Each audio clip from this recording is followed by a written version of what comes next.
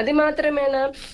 ఇందాక వారు మాట్లాడుతూ అంటున్నారు ప్రసాద్ గారు అనుకుంటా, స్వామివారు నిలబడి సంపాదిస్తున్నారని. స్వామివారికి సంపాదించాల్సినటువంటి అవసరం ఏంటండి? భక్తులందరూ కూడా తమ తమ కోరికలు మొక్కుల రూపంలో చెల్లిస్తూ తమ పాపాలని లేదా తమ కోరికలు తీర్చడానికి అలా చేసిన పాపాల ప్రక్షాళన కోసం అనుకోండి, వారి దగ్గరికి వెళ్ళి స్వామివారికి అర్పించుకున్నటువంటి చిన్నపాటి పుష్పం లాంటిది ఏవైనా సరే.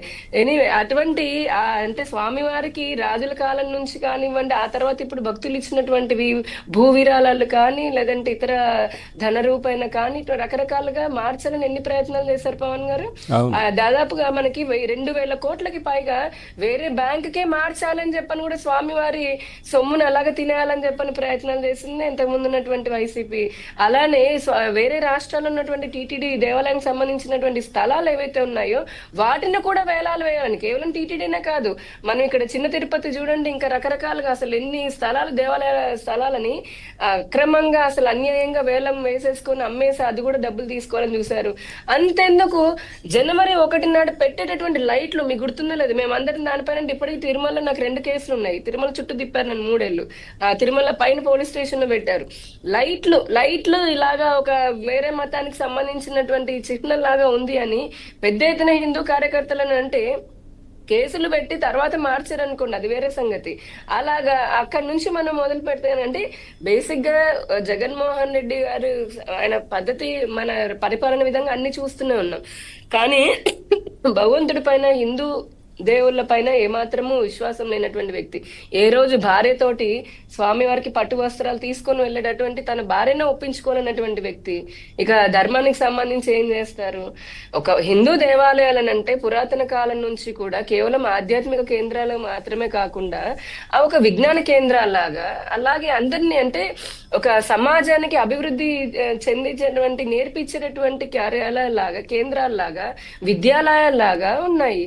కానీ ఈ జగన్మోహన్ రెడ్డి 5 సంవత్సరాల్లో ఆయనకి ఎంతసేపటికి ఎక్కడెక్కడ ఉన్నవన్నీ అమ్మేసుకుందామని మన దేవుడి పైన కూడా కన్నుబడ్డంతో ఈ రకంగా కింద ఉన్నటువంటి భూములని భారతి వాళ్ళ సతీమణి భారతి గారు గుడికి రాలేదు కాబట్టి, ఎప్పుడు రారు కాబట్టి, సో ఆ సెట్టింగే ఇంటి దగ్గర వేయించారు. ఇప్పుడు ఉగాది కూడా రాబోతోంది, ఉగాది నాడు అసెంబ్లీకి వెళ్లకుండా ఇంట్లో అసెంబ్లీ సెట్ వేసుకుంటాడు, సెక్రటేరియట్ సెట్.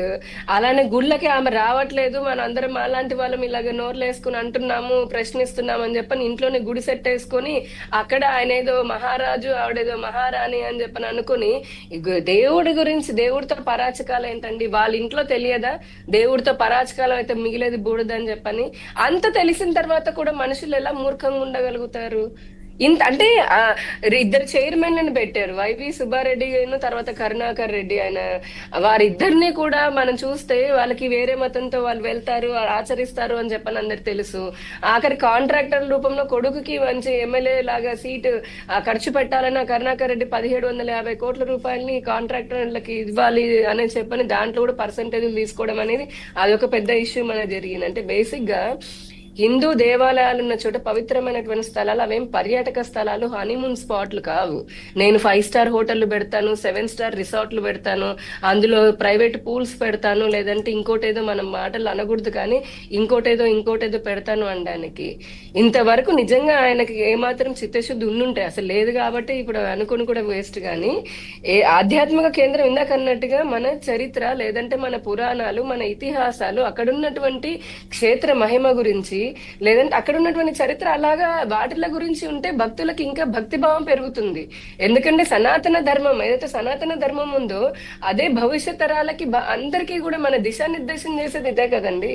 దీన్ని చంపి పారేయాలి, హిందువుల మనోభావాలు అవసరం ఉన్నా అవసరం లేకపోయినా సరే మీరు అన్నట్టుగా ఇరిగితే బొమ్మ, అసలు విగ్రహం అనడానికి కూడా రానటువంటి మూర్ఖులు ఆ పార్టీలో బోల్డంత మంది హిందువులని మళ్ళీ బీఫామ్ తీసుకున్నారు. బొమ్మ ఏంటండి? బొమ్మ నాకు అర్థంగా చాలా మంది అంటే బొమ్మ ఏంటి? అది విగ్రహం, ఆ సాక్షాత్తు అది స్వామి లేదంటే అమ్మవాళ్ళ స్వరూపాలు అనుకున్నప్పుడు బొమ్మలు గిమ్మలు అంటారు. మనుషులు ఆడుకునే